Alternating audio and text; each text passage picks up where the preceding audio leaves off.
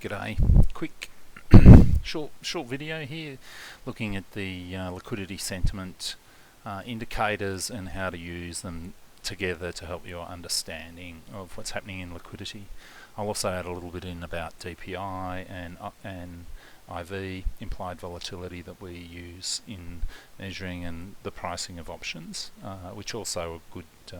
Both of those show liquidity to some degree, or where liquidity is being taken when we don't see it. So our liquidity sentiment indicator, before we normalise it or we average it, is the centre of these three here. And the nice thing to see is you see these great big falls in liquidity, a lot of tightening here as there's accumulation happening within the market, and not every ticket or security or ETF is going to show you the same thing, or futures. This platform here, I think this is by Coinbase, and it's got a good history, so it's got a long history that we can even out what's been happening over the last 14 odd years or 15 odd years of Bitcoin since it was first put out and traded. And we can see these periods here of relatively loose liquidity, and we seem to be in one now, but they are relative to the time around them, and that's why this top indicator here is showing a normalized liquidity, and that shows us the liquidity at the time compared to the nearest time around us. And so there's a couple of ways to think about this sort of normalized liquidity, and that is that here we've had a big build in this period, and we've had a lot of accumulation, and that takes a long time to dissipate out. It's been such a large, and we can see it here in the average. This is the average of this time-layered liquidity here. So this is time-layered into a very short time period of the last 8 days of history, which is the thickest of the green lines, through to this very thin green line here, which is 500 days average compared to today. And so it gives us a different set of layers, and also a different way to see it, and it's very useful for playing the shorter time periods.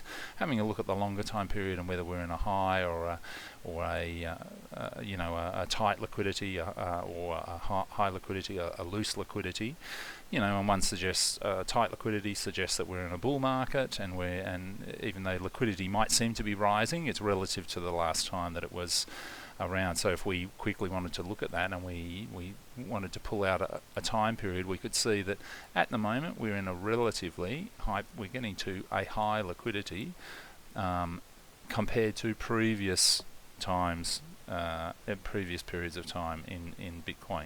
But that's also relative. There is a lot more liquidity being supplied to the market, so that although it is a high liquidity, it is quite a loose liquidity. When we're looking at a lower time scale and we look at the average, we can see these big dips here of tightening liquidity before we get price appreciation. And again, we can see that happening at the moment. At the moment, it's slowly dropping into tighter liquidity. Over a period of time, that might not be quite as obvious. These correlations of liquidity can be seen in IV and in I'll just switch over to another screen. It can be seen in IV and in DPI. DPI is the dark pool index. It's the percentage of shorting. It's the brown line here. It is the percentage of shorting that is going on in the market. And we make an assumption that if a market maker or dealer has to go to FINRA, who is an agency under the Securities Commission in the United States, if they have to go to and report at the end of the day that they were shorting, that we can say basically that if they were shorting into the market, that short sale into the market they are supplying liquidity to someone on the other side who is buying it. So it is a long position. So we consider a short sale in the OTC market, which we call DPI, dark pool index, or interest, as a long position. So I've just drawn some lines here to show you the periods where we can see that there is a convex or a higher DPI than is required for hedging within the market, as opposed to this line here where we can see that we've got a generally rising DPI, and it is rising in line.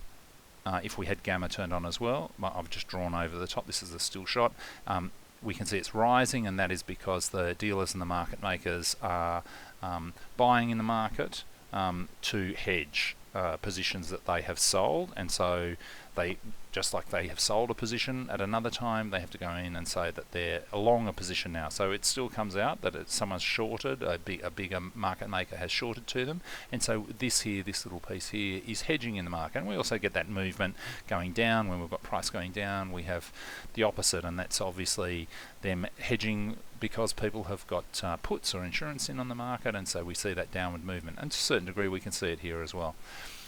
So I've just tried to highlight, this one isn't quite as obvious, this build here. We can see there's a bigger build here in this section here, and this was about election time. This here is displaying the Bitcoin market. I've used the ticker that's been around the longest as a way of trading that market, that is a security registered on the security exchange. I've used BITO, and BITO doesn't seem to keep price with Bitcoin, and that's because it provides a substantial dividend, and so its price is always dropping back as those dividends are paid. During this period of the last 12 months, paid substantial dividends, sort of 50% or something like that, or 30%. That is very, very good dividends if you are someone who's trying to live off a pension or something like that, and dividends are a different way of not having to pay capital gains on and selling stock as you go, if you have a substantial enough holding in a 401 account.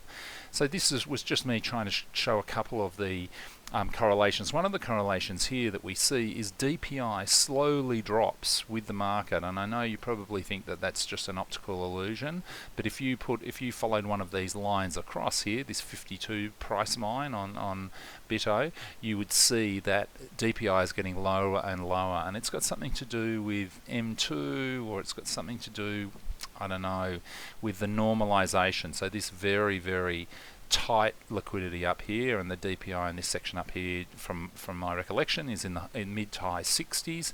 We're down here where the DPI is really in the 30s. I'm sorry, I haven't got a scale on this because it's a closed map, and at the moment it's the 4th of Jan, and it's saying it's 52, so that's about 52 there. So the average down here is around the 35 mark, the 35 to 40. So it's the DPI is very low. If we look at it as a percentage of sales, that would insinuate that if it's below 50, that there's more shorting going into the market, so there's more people short the market than long the market, which doesn't quite make sense, but it is just that DPI is relative over a period of time. I'm trying to understand something there which is hard to understand. We'll just go back to this other screen to look at some shorter periods. So as we look at these shorter periods and we spread this out, we start to see the nuances of the market dropping into liquidity and coming from liquidity. So we saw this big price gain here in March 2024, before we had this long periods of decision about rates and and lots of ruminating about what was happening in the rates markets and the bonds market. And at that time, we saw a lot of indecision about these things like Bitcoin and the Mag 7, who are considered very long bonds, 100-year bonds. They're reasonably finite, but they're not ever going to pay you a dividend, and Bitcoin's not going to give you a dividend. Its dividend is in price price appreciation. So if we look into these periods here, we can see that before we get an upward price movement, we have this dropping into these holes, and we can see this is an even more substantial one. And if we go back and we look in 2022, when the market bottomed, we can see the relative liquidity is incredibly tight compared to today, and that was so many people deciding it was the bottom and entering the market. And wouldn't we all wish to go back to then if we knew? I was in the middle of a project trying to work out about liquidity and DPI and how they were all associated, so I didn't have that luxury.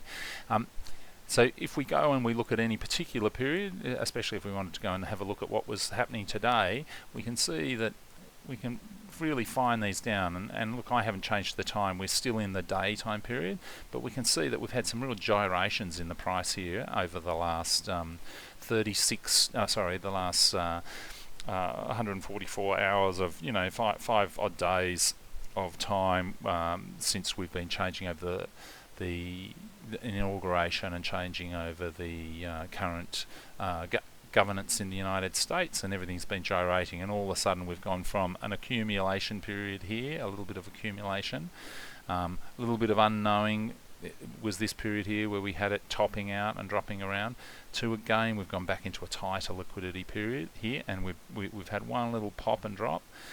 And there's a couple of things to notice in these looking at the smaller time periods, is that there is a couple of different ways that liquidity works. It's not always at the top, and when it's at the top the price is going to drop. When it's at the top, when it's in a rising format and we see it peak out, all that means is that the market makers at the time have reached a peak of liquidity at that time. It's quite loose, and so when we see the liquidity drop, it's not an accumulation again.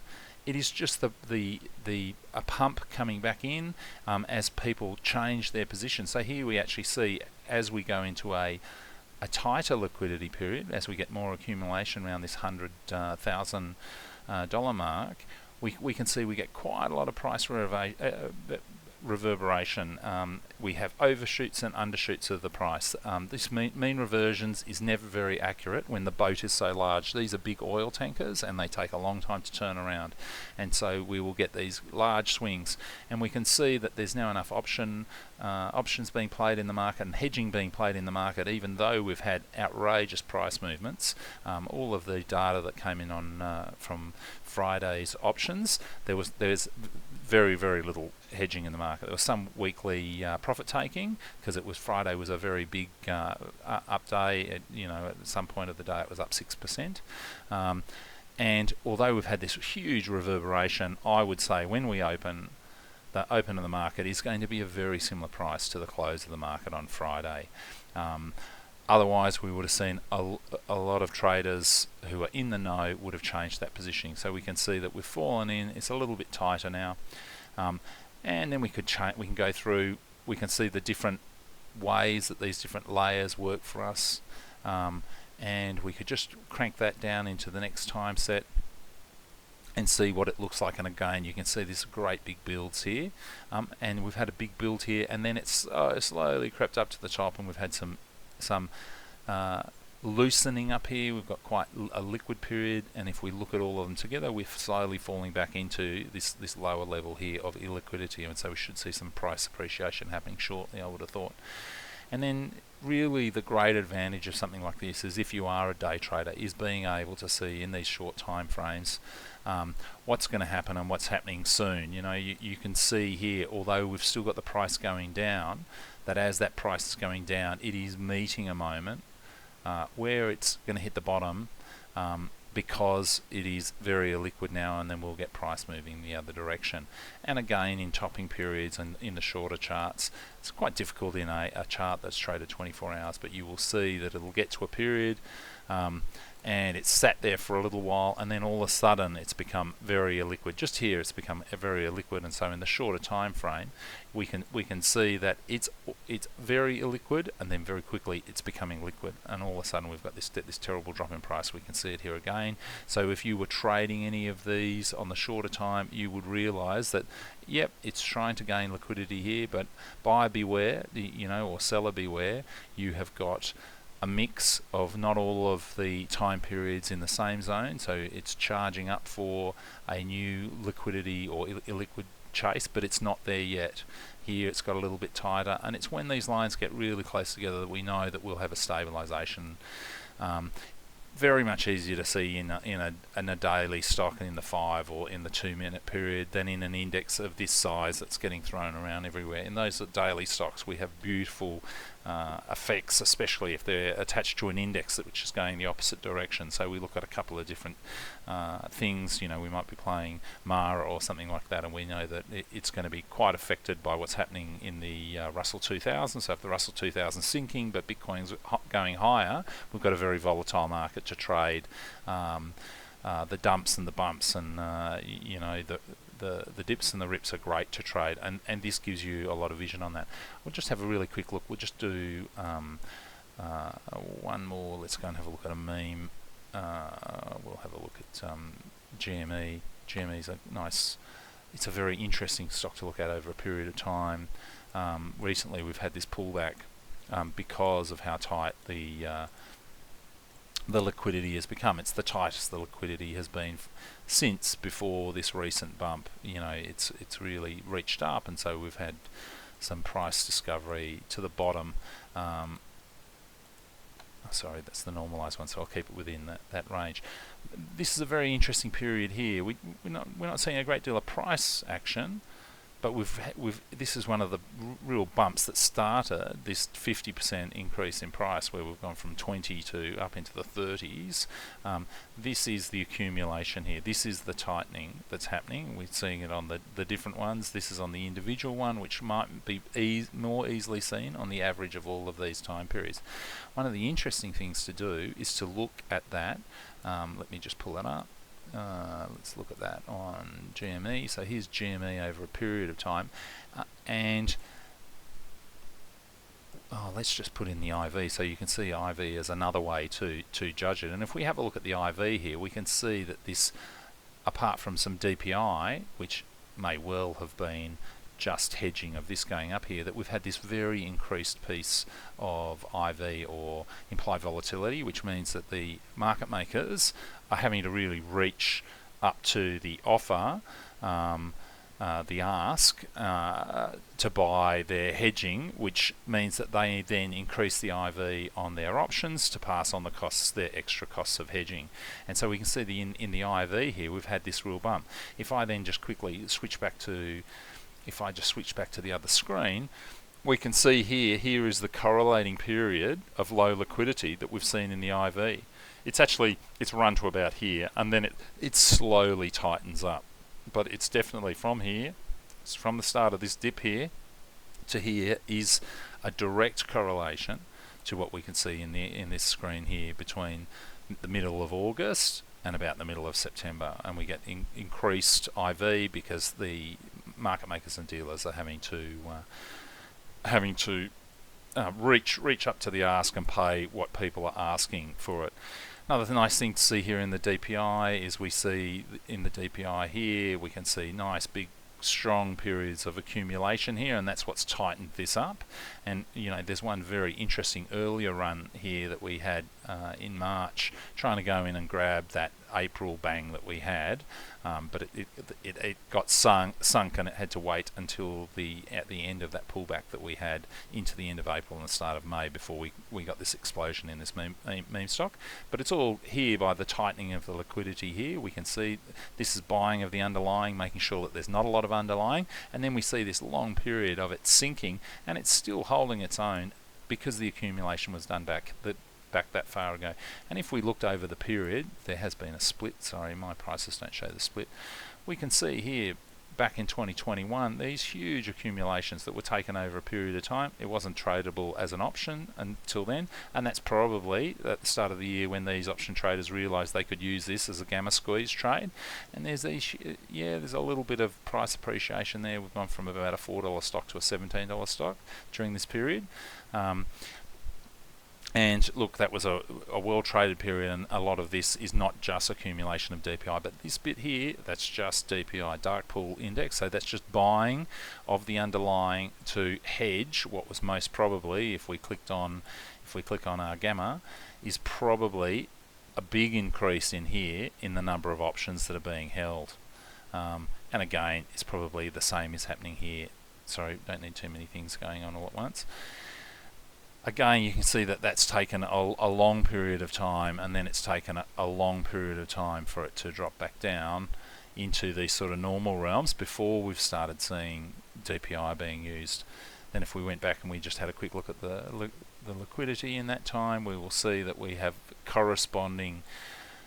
So we've got a dip going into the period of January, and then we've had it run down into March, and at about March going into this period, this dip here, there's a big accumulation, a big tightening here. That's a little one, but there's another one here before we see it coming out the other side, the price dissipating.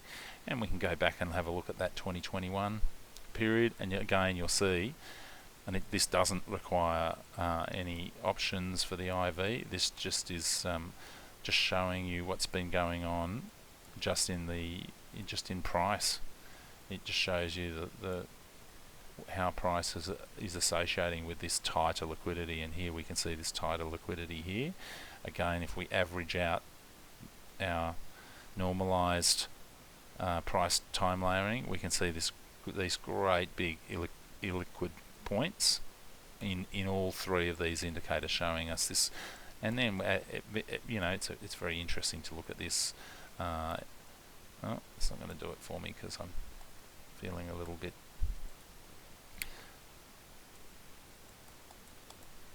Then we can look at the individual bumps and dumps during this period here. We see it dropping in here, and I bet you would see DPI if we looked at the other chart before we get some price.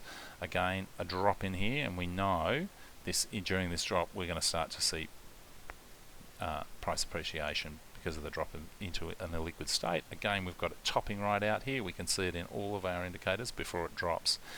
But you have to remember, it can come from a place of loose liquidity and tighten back up if you're in a rising market already, a bump or a dump.